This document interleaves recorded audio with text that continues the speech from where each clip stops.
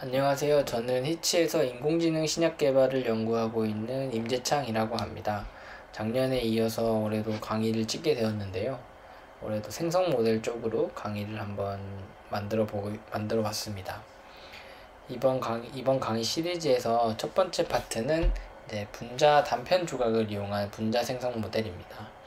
아마 제가 작년에 강의 시리즈를 만들었을 때는 주로 원자나 캐릭터 기반의 분자 생성 모델을 설명드렸는데 이번 강의 시리즈에서는 첫 번째로는 프래그먼트 기반의 분자 생성 모델을 설명드리도록 하겠습니다. 컨텐츠는 이제 크게 세 가지로 나눠봤습니다. 먼저 프래그먼트 기반의 방법들이 왜 나타나게 됐는지, 기존 방법들이랑 어떤 차이점이 있길래 이 방법들이 대두가 됐는지, 새로운 방법이 나왔다는 거는 기존 방법에 어떤 문제점들이 있다는 건데 그런 어떤 문제점들이 있는지, 그리고 그걸 왜 이 방법이 해결해 줄 수 있는지에 대해서 설명을 드리도록 하고요. 이어서 다음 두 번째, 세 번째는 논문 리뷰 파트인데요. 프래그먼트 기반의 방법들이 최근에 많은 곽강을 받으면서 여러 가지 모델들이 제안이 되었는데 그 중에서도 조금 더 들으시는 분에게 도움이 될 수 있는 두 가지 모델을 한번 리뷰해 보려고 합니다. 먼저 왜 프래그먼트 기반의 방법들이 개발되고 있고 어떤 장점들이 있길래 이런 방법들에 사람들이 관심을 가지고 있는지 먼저 이야기를 해보겠습니다. 기존 방법들은 정말 다양하죠. 정말 논문도 한 수백 편도 넘을 것 같은데 정말 다양한 방법들이 제시되었는데, 그거를 크게 나눠보면 그래프 기반하고 어떤 분자를 스마일즈로 표현해서 분자를 생성하는 스마일즈 기반의 방법들 두 개로 나눌 수 있을 것 같아요. 스마일즈 방법은 랭귀지 모델이든 베리에이션 오토잉크든 다른 아키텍처든지 간에 기본적으로 캐릭터를 계속 추가해서 붙여나가는 방식을 공통적으로 갖고 있습니다. 그리고 그래프의 방법들도 굉장히 여러 가지 타입이 있지만 크게 보면 어떤 파셜 그래프에 원자를 추가하고 이 원자와 기존의 그 파셜 그래프를 연결하고 이게 이제 본드를 생성하는 과정이죠. 이 과정을 이제 반복적으로 수행을 해서 새로운 분자를 만든 방식으로 두 개의 그룹핑으로 나눌 수 있을 것 같아요. 근데 이런 것들은 결국 분자를 뭘로 볼 거냐에서부터 출발하게 되는데요. 분자는 일단 화학적으로 보면 이제 원자의 집합이죠. 그런 측면에서 보면 이제 원자를 하나씩 추가하고 이들 사이에 결합을 만드는 거. 사실 어떤 관점으로 보면 이제 3차원상에서 그냥 원자만 추가하는 게 분자긴 하지만, 그리고 화학 결합이라는 걸 중요하게 생각하기 때문에 원자와 화학 결합에 추가하는 걸로 분자를 볼 수도 있죠. 이게 어떻게 보면 되게 기본적인 거죠. 근데 사실 화학을 조금 더 공부하게 되면 어느 수준 이상부터는 사실 분자를 원자의 집합으로 보는 경우는 거의 없잖아요. 예를 들면 벤젠을 그냥 카본 6개와 수소 6개 이렇게 보는 경우는 잘 없어요. 그냥 벤젠은 벤젠이고, 벤젠은 벤젠으로서 물성을 가지는 거죠. 플랫하고 물에 잘 안 녹고 아로마틱 여러 물성을 나타내고 파이 결합을 가지고 있고, 그렇기 때문에 분자를 이런 벤젠 같은 서브 스트럭처의 집합으로 보는 경우가 훨씬 많아요. 여기 이 서브 스트럭처는 여기 카본이 있네 이게 아니라 이 서브 스트럭처가 있네, 여긴 좀 하이드로포빅하겠네, 여기 이런 서브 스트럭처가 있네, 하이드로필릭하겠네, 이런 것 때문에 물에 잘 안 녹겠네. 그럼 이 프래그먼트를 좀 다른 걸로 바꿔보겠네. 이렇게 사람들은 이제 분자를 프래그먼트의 기반으로 보는 경우가 훨씬 많다는 거죠, 원자보다는. 결국 이게 이제 프래그먼트 방법의 출발점인 것 같아요, 제가 생각하기에는. 이제 아까 말씀드린 것처럼 분자의 성질이라는 거는 이제 각각 원자의 성질은 아니죠. 다 카본이 있지만 다 다르잖아요. 그거보다는 이제 프래그먼트의 물성과 훨씬 더 연관이 깊다. 이게 이제 어떤 제가 생각한 출발점이 가장 큰 모티베이션인 것 같고요. 좀 테크니컬하게 보면 이제 기존 거는 캐릭터를 넣고 원자를 넣고 하니까 되게 작은 추가만으로도 완전히 다른 분자를 나타낼 수 있고, 또 잘못 연결하게 되면은 하나만 잘못했는데 어떤 수십 번의 DC전을 만드는 경우 중에 한 번만 잘못했는데도 유효하지 않은 분자를 생성할 수 있습니다. 그리고 또 아까 말씀드린 것처럼 사람은 이제 분자를 원자의 집합이 아니라 어떤 프래그먼트의 집합으로 인식을 하고 있죠. 물론 프래그먼트를 어떻게 정의하는지는 되게 다양한 방법이 있을 수 있습니다. 그리고 프래그먼트 레벨에서 분자를 만들게 되면 신데사이저빌리티를 높일 수 있어요. 이 합성 가능성이라는 게 사실 되게 좀 오묘하고 쉽게 정량화하기 힘든 건데, 예를 들면 이 프래그먼트는 이미 사람들이 쉽게 만들 수 있고 여러 가지 분자 구조에서 반복적으로 나타나고 한다는 건 합성하기 쉽다는 거겠죠. 그럼 물론 이제 합성이란 그 프래그먼트 단위로 하는 건 아니지만, 합성하기 어쨌든 자주 등장하는 프래그먼트를 연결해서 만들어진 분자는 아무래도 합성하기가 좀 더 수월하겠죠. 요거는 뭐 합성할 수 있는 프래그먼트를 이용했으니까 그냥 이걸 연결하면 무조건 합성인데, 이런 컨셉은 아니고요. 상대적으로 원자들에 비해서 합성이 쉬운 프래그먼트를 이용해서 분자를 생성하면 합성 가능성을 좀 높일 수 있다, 이런 의미로 받아주시면 될 것 같습니다. 그래서 이런 점들 때문에 원자 레벨이 아니라 프래그먼트 레벨에서 분자를 생성하면 분자 생성 효능을 더 높일 수 있지 않을까 하는 의견에서, 생각들에서 이런 모델들이 개발이 됐습니다. 첫 번째로 이제 소개해드릴 모델은 2020년쯤 나온 모델인데 굉장히 초창기에 나온 모델이에요. 이 모델은 이제 베리에이션 오토 인코더 기반이고요. 어떤 기존에선 주로 캐릭터를 이제 하나의 토큰으로 생각하잖아요.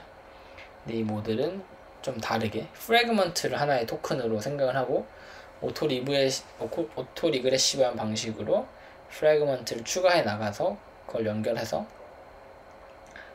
분자를 생성하는 방법입니다. 그러니까 스마일즈는 이제 캐릭터 하나 추가하고 이렇게 추가하잖아요. 그게 아니라 이제 프래그먼트를 추가해 나가는 거죠. 이런 방식으로 분자를 생성하는 방법입니다. 그러면 이제 먼저 프래그먼트 방법이니까 프래그먼트를 이제 정의를 해야겠죠. 이 방법에서는 기본적으로 브릭스 방법이라는 거를 사용을 하는데요. 먼저 어떤 원본 분자가 있다. 그럼 이제 브릭스 룰에 따라서 디컴포즈 할 수 있는, 그러니까 브레이크를 할 수 있는 본드가 사전에 정의가 되어 있습니다. 그러면은 그 룰에 따라서 이 분자에 그 본드가 있는지 확인을 하고, 그 본드가 있다면 분자를 쪼갭니다. 여기서는 이제 여기가 쪼개졌네요. 여기가 쪼개져서 이렇게 나왔죠. 그 다음엔 두 개가 됐잖아요. 그럼 이거를 한번 다시 쪼갤 수 있는 부분이 있나 없나 봅니다. 그럼 얘 같은 경우는 이제 여기를 쪼갤 수가 있네요. 쪼개지고 얘를 쪼개면 쪼개지고, 그렇게 해서 결론적으로 이 분자를 이렇게 4개의 프래그먼트들을 쪼갭니다. 그럼 우리가 분자가 뭐 100만 개 있으면은 이 100만 개에 대해서 이 프래그멘테이션을 다 하는 거죠. 그러면 무수히 많은 프래그먼트들이, 엄청나게 많은, 뭐 100만 개 쪼갰으니까 뭐 한 수백만 개, 혹은 1000만 개의 프래그먼트가 생길 텐데, 이게 대부분 겹칠 거잖아요. 그 중에서 이제 유니크한 거를 뽑아옵니다. 그렇게 해서 프래그먼트 리스트를 만들게 됩니다. 이게 이제 이 논문에서 프래그먼트 리스트를 만드는 이제 첫 번째 방법입니다. 그다음 두 번째 이제 메서드로 넘어가서, 메서드에서 또 하나가 이제 프래그먼트 인베딩인데, 그 인베딩 벡터를 이제 만드는 방법이에요. 이제 이 논문에서는 이제 NLP에서 많이 쓰는 방식을 도입을 했는데요. 여기서 이제 분자를 이제 시퀀스로 생각하는 거예요. 프래그먼트 시퀀스, 하나 이렇게 오는 이런 시퀀스로 생각을 하겠죠. 그리고 아마 NLP나 이런 거 익숙하신 분은, 예를 들면 뭐 퀸하고 여자가 같은 거리 같은 곳에 있고, 남자하고 킹이 같은 곳에 있고, 이런 인베딩 스페이스를 묘사하는 것들을 익숙하신 분들이 있을 텐데, 이런 것처럼 이 프래그먼트를 어떤 스페이스에다 인베딩 하는 거예요. 근데 인베딩 할 때 그냥 랜덤하게 하는 게 아닌 거죠. 이렇게 프래그먼트를 이렇게 시퀀스를 해서 보면은 마치 문맥상에서 비슷한 단어들이 자주 등장하는 근처에 등장하는 두 단어들이 비슷한 곳에 인베딩이 되는 것처럼 유사하게 연결되는, 그러니까 프래그먼트라는 게 랜덤하게 조합되는 게 아니라 더 자주 조합될 수 있는 것들이 있을 텐데, 그런 것들이 이제 레이턴트 스페이스에서 근처에 위치를 하게 되는 거죠. 이때 이제 로스는 뭐 이런 식으로 됩니다. 요거 뭐 수학 전형까지 아주 잘 아실 필요 없지만, 두 개가 가까이 있는 애들, 이 센텐스에서 특정 레인지 안에 있는 프래그먼트들, 그 말은 이제 분자 구조상에서 근처에 있다는 거겠죠. 걔네들은 인베딩 스페이스에 가까운 데 가도록, 아닌 것들은 멀리 가도록 학습이 됩니다. 요거는 이제 스키그램 방식을 통해서 학습이 되고요. 스키그램에 관한 거는 되게 여러 가지 자료들이 있으니까 그것들을 보시면 조금 더 이것들이 어떻게 학습되었는지를 수월하게 이해하실 수 있을 것 같습니다. 트레이닝을 어떻게 했느냐. 먼저 VA 모델이잖아요. 그러면 인코더하고 디코더가 있겠죠. 인코더부터 먼저 살펴볼게요. 인코더, 디코더가 있습니다. 요 인베딩, 요게 이제 앞에 말한 그 프래그먼트 인베딩을 시켜놓은 인베딩 벡터, 그러니까 토큰에 해당하는 벡터를 미리 만들어 놓는 거죠. 그러면 우리 이제 그 VA, RNN 기반의 VA처럼 이제 인코더, 디코더 RNN으로 만들어져 있고요. 이 프래그먼트가 이렇게 인풋으로 들어갑니다.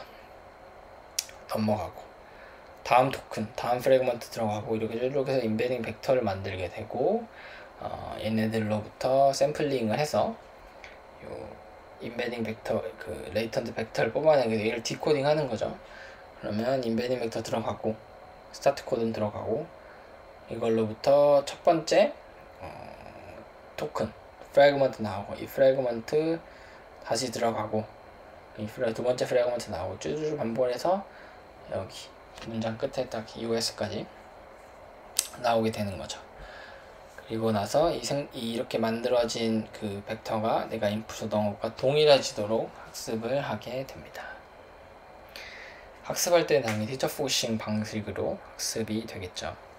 로스를 보면 이제 두 개 합인데, 하나는 이제 리컨스트럭션 로스, 오토 인코더에서 쓰는 거죠. 그래서 인풋과 인코더의 인풋과 디코더의 아웃풋을 일치시키는 그런 로스가 하나 들어가고요. 그리고 나서 얘네들을 복원하는 그런 로스가 하나 들어가고, 그다음 두 번째 베리에이션 오토 인코더니까 KL 다이버전스 로스가 하나 들어가겠죠. 이 샘플링된 이 샘플된 확률 분포가 노멀 디스트리뷰션이 되도록 강제한, 이렇게 해서 로스가 만들어지게 됩니다. 생성할 때 어떻게 하느냐. 우리가 레이턴트 벡터, 레이턴트 스페이스가 이제 노멀 디스트리뷰션이 되도록 강제를 했잖아요. 그러면 첫 번째, 이 노멀 디스트리뷰션에서 레이턴트 벡터를 하나 뽑게 됩니다. 그러면 이 벡터가 이제 디코더에 학습된 디코더 인풋으로 들어가게 되고, 일단 스타트 코드는 들어가는 거죠. 그러면은 아웃풋 하나 나오겠죠. 이 아웃풋이 다시 인풋으로 들어가고, 스테이트 벡터 넘어가고, 다시 하나 나오고, 하나 나오고, 언제까지 하느냐? 그 end of sentence, 문장 끝났어 라는 사인이 나올 때까지 이 과정을 반복을 하게 됩니다. 그럼 이렇게 나온 프래그먼트들이 있으면 연결을 하면은 분자가 만들어지게 됩니다. 그럼 만약에 제대로 됐다 하면은 여기에는 이 별표가 하나가 있어요. 이 별표가 뭐냐? 이 별표가 이제 본드가 끊어졌다는 의미고, 그걸 다르게 생각하면 이쪽에 본드가 붙을 수 있다는 의미겠죠. 그래서 여기는 항상 본드 하나짜리 나와야 돼요. 두 번째로 나오는 거는 두 개짜리 있어야겠죠. 왜냐면 본드가 연결할 수 있는 게 하나밖에 없으면 얘랑 연결하고 나면 끝나버리잖아요. 별표 사라지니까. 근데 계속 하려면 별표 하나 더 있어야겠죠. 두 번째 있는 건 항상 스타가 두 개짜리가 나와야 됩니다. 그리고 세 번째에서는 뭐 두 개가 계속 만약 끝난다고 하면 별표 하나짜리가 나와야겠죠. 그럼 여기 하나 남은 거는 연결해서 끝낼 수 있으니까. 그렇게 해서 엔드 오브 사인이 나옵니다. 만약에 별표가 나와있는데 끝났다, 이거에 대해서 뭐 명확한 언급은 없지만 논문에서는 에러가 되지 않을까. 에러 처리를 할 수도 있고 거기에 프로토네이션으로 마스킹을 할 수도 있고 그런 방법들이 있을 것 같아요. 이렇게 돼서 이것이 이 논문에서 분자를 생성하는 방법입니다. 그리고 이 논문에서 또 쓰는 방법이 있어요. 이 프래그먼트 방법이 제일 사실 어려운 게 뭐냐면 프래그먼트 종류가 무수히 많다는 거죠. 캐릭터 몇 개나 있습니까? 스마일즈에서 한 100개도 안 될 거예요. 보통 많이 쓰는 게 그다음 그래프, 본드 보통 4가지 있었죠. 싱글, 더블, 트리플, 아로마틱. 아로마틱은 심지어 빼도 상관없어요. 빼서 상관없는 경우들도 많이 있죠. 그리고 나서 근데 프래그먼트 몇 개나 있을까 이 지구상에? 엄청나게 많을 거예요. 한 번이라도. 물론 프래그먼트를 어떻게 정의하냐, 어떻게 디컴포즈 하느냐 이런 것 따라서 굉장히 많은 영향을 받겠지만 프래그먼트 개수는 정말 많습니다. 그리고 고정되어 있지도 않아요. 원자는 거의 고정되어 있죠. 우리가 쓰는 분자들 더 이상 일단 원자들이 잘 발견되지도 않을 뿐더러 발견되더라도 그거를 우리가 합성에 쓰는 경우는 거의 없으니까. 본드도 마찬가지고. 근데 프래그먼트는 계속 나와요. 그러면 이게 이제 어떻게 효율적으로 다룰 거냐, 그냥 딥러닝 모델의 관점에서 보면 10개 중에 하나 고르는 건 쉽잖아요. 100개 중에 하나 고르는 건. 근데 몇만 개 중에 하나를 제대로 고르는 거는 이제 굉장히 어렵지 않습니까? 그래서 이런 문제가 있는 거고, 이 논문에서도 이거에 대해서 고민을 굉장히 많이 한 것 같아요. 또 하나의 어려운 점은 이제 프래그먼트들이, 소수의 프래그먼트들이 굉장히 많아요. 예를 들면 프래그먼트가 한 10만 개쯤 있다 하더라도 10만 개가 다 고르게 등장하는 게 아니라 특정 프래그먼트가 굉장히 많이 나와요. 아마이드 같은 거, 아마이드 본드 가진 분자들 굉장히 많잖아요.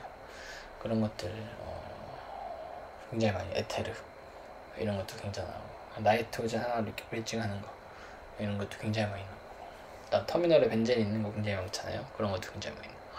이런 것들이 어떻게 처리할 거냐. 그리고 또 다른 측면에서는 웨어한 것들은 정말 안 나오는데, 그러면 이거들에 대해서 너무 학습이 안 될 텐데 얘네들 어떻게 처리하지? 이런 고민들이 있는 거죠. 그래서 이 논문에서는 이제 로우 프리퀀시 마스크라는 방법을 고안을 했습니다. 로우 프리퀀시 마스크가 뭐냐?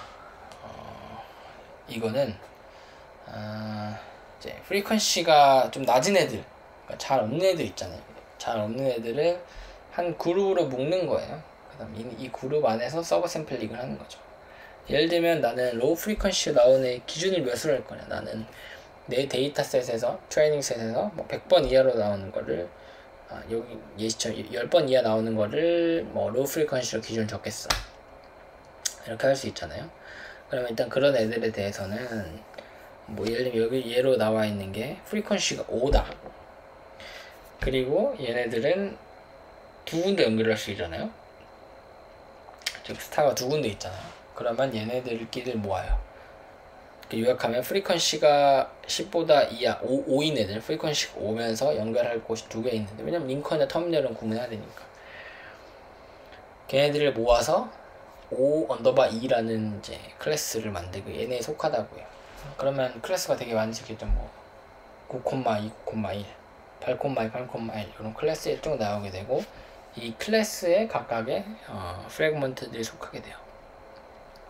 그리고 이 클래스가 하나의 토큰이 되게 됩니다. 그러면은 학습할 때도 이 프래그먼트가 하나의 토큰이 되는 게 아니라 이제 클래스가 하나의 토큰이 되게 돼요. 그리고 나서 생성할 때 어떻게 되냐면은, 샘플할 때는 이제 이 클래스가 그냥 하나의 그게 되는 거니까, 생성할 때도 이 클래스를 가 샘플링 되는 거죠. 그럼 만약 5- 클래스가 샘플링 됐다.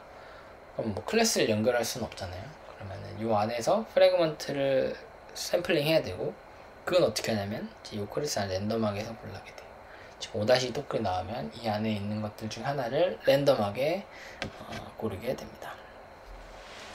하나인지 논문에서 명확히 설명하지 않은 게 하나인가요? 그래서 클래스의 인베딩 제가 못 본 걸 수도 있지만 클래스의 인베딩 벡터를 어떻게 구할 거냐, 요거는 이제 논문에서 명확히 저는 잘 못 봤던 것 같아요. 그렇게 돼서 프리퀀시를 낮은 것들을 처리합니다. 이렇게 하면 뭐가 좋냐? 일단 토큰 개수가 훨씬 줄 거잖아요. 몇 개가 뭉쳐가지고 하나의 토큰이 되는 거니까. 뒤에서 보면 뒤에서 결과에도 뭐 그런 내용이 있는데, 이게 굉장히 그래서 이 방법을 씀으로써 계산량을 줄일 수 있었다, 이런 이야기들이 나옵니다. 그래서 데이터셋, 이분들은 이제 두 개의 데이터셋으로 테스트를 했어요. 하나는 징크, 하나는 PCBA. 두 개의 데이터셋으로 테스트를 했고, 대략적으로 한번 스탯을 보면 개수는 징크가 한 25,000개, 그 다음에 PCBA가 한 44만 개 정도 되네요. 그 다음에 두 개 이상의 프래그먼트, 사실 프래그먼트 하나인 경우도 있을 거잖아요. 변장 같은 경우는. 그러니까 이제 대표적으로 프래그먼트가 하나인 케이스겠죠. 그리고 프래그먼트가 두 개 이상의 애들 사실 좀 이 방법에서 좀 의미 있게 실제 분자 같은 분자인데, 두 개 이상의 애가 22만 개, PCBA는 38만 개 정도 되네요.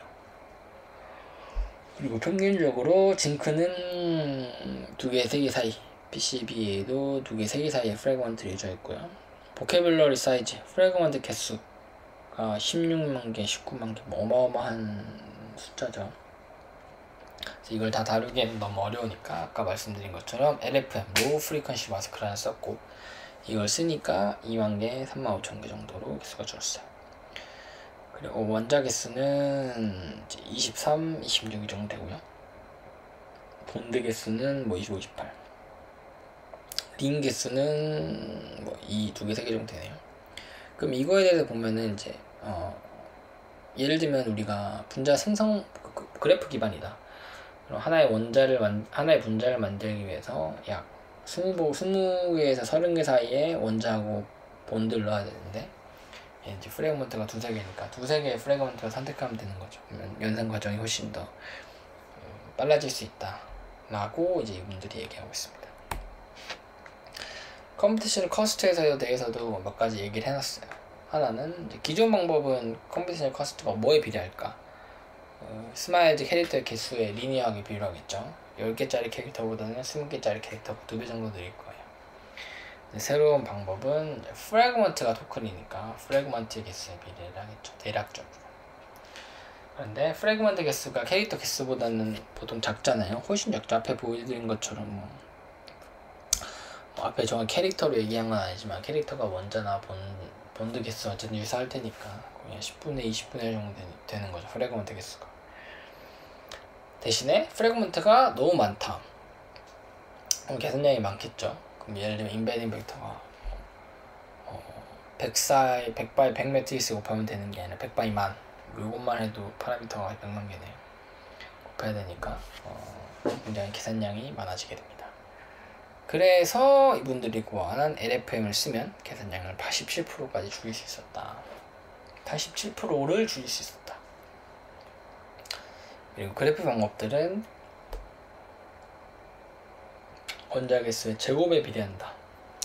제안한 방법은 이것보다 효율적이다. 뭐 이거는 조금 100% 맞는 건 아니긴 한데, 이건 어떻게 짜느냐에 따라 다르니까. 그래서 확실한 건 뭐 리니어는 아니겠죠. 리니어가 아니니까 그래프 방법보다 오더가 낮다. 그리고 또 그래프 방법, 이분들이 말씀하시는 건 이제 그래프 방법에서는 밸리드 높이기 위해서 뭐 엣지 마스킹 이런 것들이 들어가는데, 이 논문의 이 프래그먼트 기반 방법에서는 이런 것들이 필요가 없다 라는 것도 강점으로 말씀을 하고 있습니다. 결과를 한번 보면 이제 위에 게 기존의 방법들, 아래 게 링기지 이분들이 제시한 방법들이고요. 가로쳐져 있는 게 LFM을 쓴 거냐 안 쓴 거냐 차이입니다. 보시면 크게 세 개를 봤어요. 밸리디티, 노벨티, 유니크니스. 뭐 제일 많이 보는 세 가지죠. 근데 또 요즘에는 사실 보면 좀 진부한 스코어긴 해요. 이게 다가 결코 아니기 때문에. 보시면 전반적으로 기존의 아톰 베이스 혹은 캐릭터 베이스들의 모델들보다는 좋은 성능을 보여주는 것을 알 수가 있습니다. 밸리디, 노블티, 유니크니스 굉장히 높겠죠. 밸리드 한거가 특히 굉장히 높게 나오는데, 그 이유는 프래그먼트는 사실 랜덤하게 붙여도 어느 정도 의미 있는 분자가 나오거든요. 그렇기 때문에 뭐 원자는 아무렇게나 조합한다고 해서 의미 있는 분자가 되지 않잖아요. 그렇기 때문에 태스크가 훨씬 쉽게 되는 거죠. 이 좋은 아이디어를 통해서. 그래서 기존 방법들에 비해서 성능이 더 좋다. 두 번째 보면은 이 생성 모델이라는 게 결국 학습셋의 분포를 따라가는 거기 때문에 이렇게 만들어진 분자의 물성 분포가 학습한 것과 동일하게 나와야 되는데요. 그걸 봤을 때 먼저 원자 분포 굉장히 많이 나오죠. 비슷하게 나온다. 본드 분포 싱글하고 더블의 비율이 거의 비슷하게 나온다. 링 분포도 거의 비슷하게 나온다. 오강링하고 원래 오강링이 제일 많잖아요. 오강링 분포가 비슷하게 나온다. 다음 QED라는 값 계산해봤더니 아울러스랑 징크가 뭐 유사하게 나온다. SA 스코어 합성 가능성 스코어죠. 이것도 유사하게 나온다. 로그 P도 유사하게 나온다. 사실 뭐 이게 얼만큼 유사한 거냐 이 정도의 숫자가 봤을 때 좀 애매한 면은 있지만 그래도 이분들은 꽤 상당히 유사하게 나오더라. 고로 학습셋의 분포를 잘 따라가고 있다. 학습이 잘 됐다 라고 말씀을 하고 있습니다. 요거를 PCBA 아까 징크하고 PCBA 두 개 셋에 했잖아요. 두 개 셋에 봐도 똑같이 원자의 분포 타입의 분포도 잘 되고 본드의 분포도 잘 되고 그 다음에 링의 분포도 잘 되고 QED, SA 쓰고 로그 P의 물성 분포도 굉장히 유사하게 잘 되더라 라고 말씀을 하고 있습니다. 아이고 껐네. 여기까지가 첫 번째 논문이었고요. 두 번째 논문을 소개해 드리도록 할게요.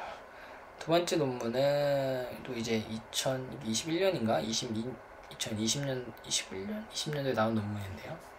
이 논문도 이제 스마일즈 기반의 이제 프래그먼트 방법입니다.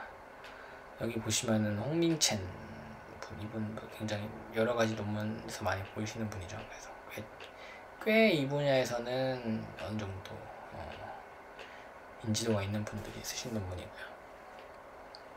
여기서는 이제 분자를 생성할 때 그냥 프래그먼트라고 하지 않고 이제 스캐포드하고 데코레이터라고 얘기를 했어요. 이게 정확히 뭔지는 이제 뒤에 가서 설명을 드릴 텐데 간략히 설명을 드릴 프래그먼트인데 그냥 다 같은 프래그먼트가 아니야. 스캐포드 신약 개발에 좀 더 골격이 되는 파트 그 다음에 얘거에 붙은 네트 이렇게 나눠서 전량을 했고 이게 한 분자를 쪼갠다고 했을 때 어디를 스캐포드로 보느냐를 다양하게 할 수가 있잖아요. 그 말은 스캐포드가 달라지면 당연히 주변의 데코레이터도 달라지겠죠.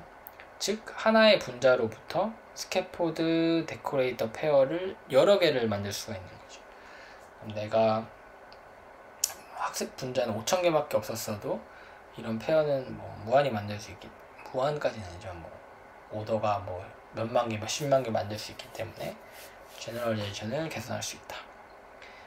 이런 장점이 있다라고도 말하고 있습니다. 먼저 그러면 이분들 스캐포드하고 데코레이션 이게 결국 프래그먼트에 해당하는 거니까 이걸 어떻게 만드느냐를 봤을 때 이분들이 어떻게 했냐면 싱글 넌 사이클릭 본드를 잘랐어요. 이런 게 굉장히 많이 있을 수 있잖아요. 싱글 넌 사이클릭 본드를 잘라서 이렇게 프래그먼트 셋이 나올 거예요. 그럼 얘네들 중에 이것들로부터 스캐포드하고 데코레이션을 만들었어요. 그럼 이 날라진 것들을 보면 굉장히 여러 개를 쪼갤 수 있게 이건 조합론적으로 예를 들면 뭐 굉장히 A, B, C, D로 일자로의 리니어라인 분자를 생각해보면 A, B를 묶어서 하나 C, D로 될 수도 있고 B, C를 묶어서 볼 수도 있고 굉장히 많겠죠. 그래서 보통 한 분자당 몇십 개 나올 것 같아요. 그리고 나서 스캐포드를 선정할 때는 하나 이상의 윙을 갖도록 이건 충분히 리즈너블한 접근 방법이라고 생각이 듭니다. 그냥 카본 체인 같은 게 스캐포드가 되긴 힘들잖아요. 그 다음에 데코레이션을 정할 때는 이 분자의 주변에 붙는 건데 스캐폴드에 이 데코레이션들은 너무 크거나 뭐 하면 좀 어색하잖아요. 그래서 이런 분자량 하이드로젠 분인 도너 개수, 어셉토일 개수, C로고 P, 로테이터 본드 개수 이렇게 제거해서 데코레이션을 만들었습니다. 사실은 뭐 이런 프레그먼트 만드는 건 워낙 다양한 방법이 있으니까 이게 꼭 유일한 방법은 아니지만 방법은 아니겠죠. 굉장히 다양하게 프레그먼트를 만드는 방법이 있을 수 있다. 그래서 이 페어를 보면 이제 다양하게 만들어지는 페어가 예시로 보여주시는 거는 이제 이런 분자가 있다면 얘를 잘라가지고 스캐포드가 여기 이렇게 돼 있죠. 예를 들면 이건 어떻게 되냐면 요만큼이네요. 요만큼이 스캐포드고 그럼 요만큼하고 요만큼이 데코레이터 이렇게 나와져 있죠.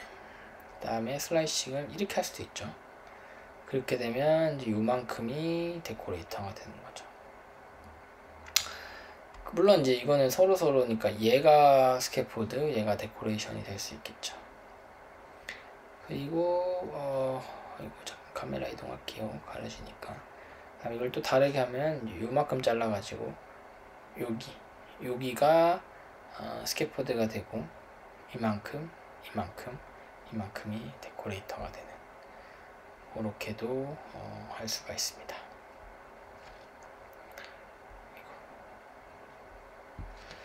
요 방금 이제 스캐포드하고 데코레이션을 만드는 예시를 몇 개 보여드렸고요. 아키텍처는 이제 뭐 좀 설명을 드리면은 먼저 스캐포드 제너레이터라는 게 있어요. 스캐포드 제너레이터가 뭐 디테일한 구조는 나중에 뒷장에 디스라에 설명을 드리고 이 스캐폴드 제너레이터로부터 스캐포드를 만들어요. 그럼 여기 이렇게 스캐포드가 생겼죠. 그럼 얘를 랜덤하게 만들어요. 이 스마일즈가 하나가 있지가 않잖아요. 그래서 캐노니컬 스마일즈를 쓰는 게 아니라 스마일즈를 되게 다양한 랜덤하게 만들어요.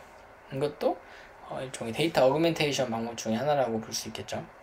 이렇게 데이터를 여러 개 만들게 되고요. 그럼 얘를 이제 인풋으로 되는 거예요.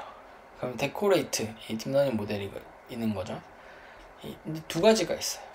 하나는 멀티 스텝하고 싱글 스텝. 싱글 스텝은 뭐냐면 요 스캐폴더를 넣어서 여러 데코레이터가 한 번에 나오고 그 다음 얘를 그냥 다 연결시켜 버리는 거예요. 예를 들면 지금 이거 같은 경우는 이제 스캐폴드에 별표가 2개 있죠. 그러면 2개의 이제 데코레이터가 필요할 텐데 데코레이션 2개를 만들어 버린다면 이걸 연결하면은 그게 싱글 스텝인 거고요. 멀티 스텝은 뭐냐면 2개지만 일단 하나 샘플링해요. 하나를 붙여요. 그 다음에 이것들을 하나 붙였으니까 하나 남아있잖아요. 이것들을 다시 랜더마이즈 해요. 이렇게 됐죠. 그 다음에 다시 데코레이터 딥러닝 네트워크에 넣고 데코레이션을 샘플링을 하고 얘를 연결하는 거죠. 언제까지? 더 이상 별표가 없을 때까지 하면 되겠죠. 그럼 풀리 데코라이즈 되면은 그거는 끝낼 수 있어요. 이건 뭐 딥러닝이 아웃풋을 안 하고 그냥 사람이 보면 그 과정 중에 룰 베이스로 끝낼 수 있겠죠. 별표가 없으면 끝내라. 결과를 보기 전에 한번 어떤 게 더 잘 될지 한번 생각을 한번 해보고 뒤로 넘어가서 맞춰보면 재밌을 것 같아요. 그 다음에 각각을 좀 보면은 이제 스캐포드 제너레이터는 우리 NLP 모델을 생각하시면 될 것 같아요. 일단 스타트 코드는 들어가면 캐릭터 나오고 캐릭터 다시 들어가서 다음 캐릭터 나오고 쭈르륵 해서 엔드 코드 나올 때까지 이걸 쭈르륵 모으면 이게 스캐포드가 되는 거죠. 여기 스마일즈 기반을 쓰고 있어요. 그래서 스캐포드를 생성하는 거는 이제 스마일즈로 생성을 하고 있습니다. 그래서 이렇게 이제 스캐포드가 나오고 학습할 때는 이제 스캐포드 만든 다음에 그걸 리커버리 하는 식으로 오토 리그레시브 모델을 학습을 시키면 되겠죠. 그래서 얘네는 별표가 이렇게 나오게 되기 별표가 뒤에서 데코레이션들이 붙을 수 있는 위치입니다. 데코레이터는 어떻게 하느냐?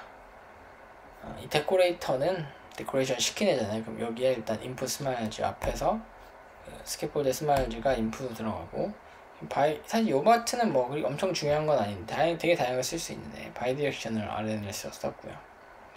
그 다음에 아웃풋으로 나온 거랑 그 현재 생성되고 있는 디코더 파트랑 텐션을 계산을 해서 생성하면서도 과거의 인베딩을 잘 볼 수 있게 하는 방식을 쓰고 있습니다.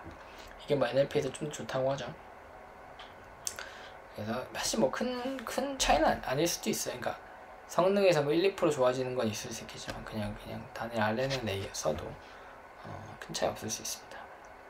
뭐 그런 거예요. 뭐 이 원리 자체는 익숙하시겠지만 나는 밥을 먹는다를 영어로 바꾸는 그런 것과 정확히 동일한 방법입니다. 그렇게 해서 디코더를 통해서 데코레이션이 나오게 된 거죠. 지금 이제 데코레이터하고 이제 요 스캐폴드 제너레이터를 봤는데 각각의 이제 오버뷰는 인베딩 벡터가 있고 LSTM 레이어 3개, 그 다음 확률로 값을 바꿔주는 리니어 인베딩 레이어 쓰고 요런 구조로 되어 있다고 합니다. 여튼 뭐 특별한 건 아니고 일반적인 RNN 구조고 시퀀스 기반의 NLP 모델에서 NLP 기반의 분자 생성 모델에서 쓰이는 방법이에요. 그럼 먼저 데이터셋을 보면 이제 먼저 이 사람들은 4211개의 DRD2 몰레큐를 사용했고요. 개수는 굉장히 적은 개수죠. 아마 아까 초반에 말한 것처럼 이게 좋은 어그멘테이션 이용해서 데이터를 불릴 수 있기 때문에 그 성능을 좀 보여주고자 작은 데이터셋을 쓴 것 같아요. 4211개를 아까 말한 것처럼 되게 여러 가지 데코레이터 스캐폴드 페어를 만들 수 있잖아요. 데코레이션 스캐폴드 페어를 만들 수 있잖아요. 그래서 137,061개의 페어를 만들었어요. 아까도 한 분자가 여러 개의 그 스캐폴드 데코레이션 페어를 만들 수 있다고 말씀드렸잖아요. 그런 것처럼 이렇게 페어를 만들었고 보면은 평균적으로 30개 정도 만들어진 것 같네요. 통계를 보면은 이제 스캐폴드가 이렇게 있고 스캐폴드마다 데코레이션에 가능한 개수들이 이렇게 주르르 분포를 나오네요. 이것도 굉장히 어니꼴하게 분포를 하죠.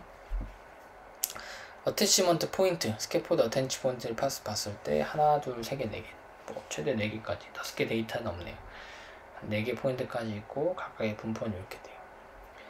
하나, 두 개가 제일 많고 그 다음 하나, 3개, 4개 이렇게 되네요. 데코레이션은 종류가 얼마나 되느냐 보면은 데코레이션들 이렇게 돼 있고 카운트가 이렇게 돼요. 이게 다 로그 스케일이에요. 그러니까 사실 엄청나게 어니꼴한 거죠. 여기 있는 거는 10개 미만, 여기 있는 건 1000개 이렇게 되니까 굉장히 불균형하게 분포가 되어 있습니다. 그다음에 이사이클릭 본드의 개수에 따른 분자의 분포는 이렇게 되고요. 데이터셋은 이런 형태를 가지고 있고요. 결과를 볼 때는 이분들이 5개의 스캐폴드를 준비를 했어요. 이거는 생성한 게 5개의 스캐폴드를 이제 생성한 게 아니라 스캐폴드를 준비를 했고요. 그러고 해서 생성을 했습니다. 그리고 이걸 하기 전에 하나가 이게 DRD2 타깃에 대해서 액티브냐 인액티브냐를 판단할 수 있는 모델을 하나 만들었어요. 그래서 이 분자가 생성한 게 액티브냐 인액티브냐 본 거죠. 3가지가 있는데 하나는 뭐냐면 여기 이제 학습 데이터로 한 거고 디코이즈는 이 데코레이터들을 이제 학습할 때 한 게 아니라 그냥 임의의 걸 쓴 거예요. DRD2가 아니라. 그러면 아무래도 생성된 분자가 액티브할 확률이 낮겠죠. 그 다음에 DRD2 디코이의 프래그먼트를 쓴 거예요. 이건 생성된 분자들이 활성을 띌 확률이 낮겠죠. 보면은 이 스캐폴드에 대해서 1700개의 분자가 생성이 됐고요. 1600개 이렇게 쭉 생성이 됐어요. 개수는 아무래도 이게 프래그먼트 개수가 제한이 돼 있으니까 무한히 많이 나올 수 없겠죠. 그래서 몇십, 뭐 적으면 18개, 많으면 10,000개 정도까지 나오는 것 같고, 이 중에서 아까 모델이 있었잖아요. 액티브라고 예측한, 얘는 합라고 예측한 것의 비율이 이렇게 됩니다. 그럼 디코이를 썼을 땐 어떻게 되냐? 뭐 이거에 비해서 되게 낮죠. 요거는 다 30몇 프로, 많으면 80%까지 나오는데 이건 다 10% 미만이고, 이 경우는 20% 미만이고. 근데 EOR이라는 건 뭐냐면 이니시먼트 일종의 팩터인데, 이 모델로 해서 했을 때는, 그러니까 디코이를 했을 때보다 액티브로 생각하는 비율이 60배 많이 나온다, 6배 많이 나온다, 46배 많이 나온다, 이런 내용이에요. DRD2 디코일 썼을 때도 에 비해서도 한 15배, 2배, 이렇게 스캐포드만 조금씩 다르지만 훨씬 더 많이 나오죠. 이걸로부터 이 딥러닝 모델이 액티브한 분자를 잘 만들 수 있다 라고 주장을 하고 있습니다. 물론 이거는 이제 활성을 예측하는 모델이 어느 정도 정확하다라는 가정하에서 하는 거죠. 그 다음에 두 번째 거는 이제 아웃 오브 데이터셋이니까 앞에 거는 이제 DRD2 데이터셋으로부터 프래그먼트를 가져온 거고, 이건 밖에서부터 가져온 건데, 같은 분석을 해봤을 때도 여기 리치먼트 F가 다 1 이상이죠.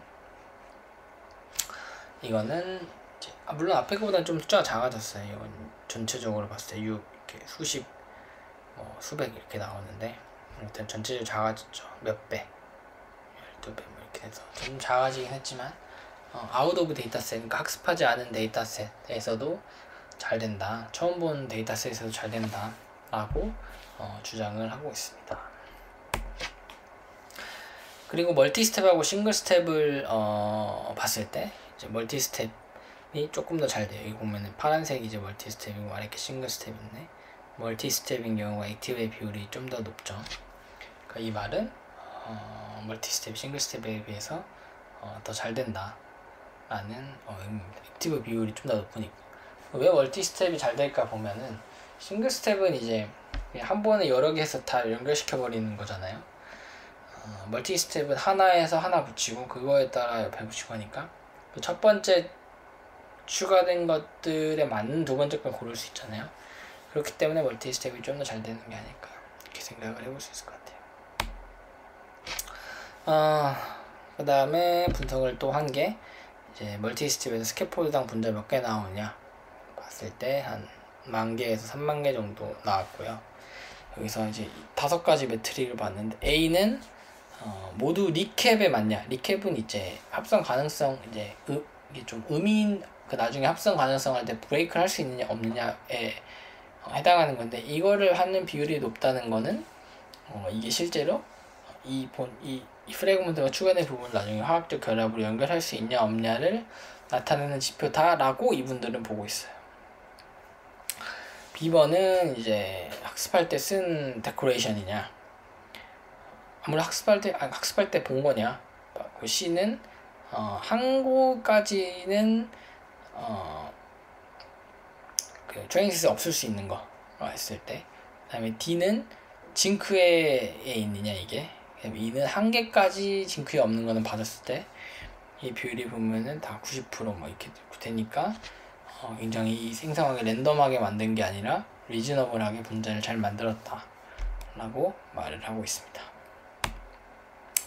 그다음 이것도 분포, 이것도 그 형성 모델이니까 분포가 트레이닝이랑 똑같냐 봤을 때 학습의 시랑 되게 여러 가지 물성들이 다 비슷하더라. 그래서 이게 잘 학습을 했다 라고 얘기를 하고 있고요. 여기까지가 제가 준비한 그 2개의 논문이었고, 제가 생각하기에 그래도 좀 도움이 될 만한 프래그먼트 기반 방법들 뽑아봤는데, 이 강의를 들으시는 분들에게 도움이 됐으면 좋겠습니다. 그러면 이번 강의는 여기서 마치도록 하겠습니다. 지금까지 이 강의를 봐주셔서 감사합니다.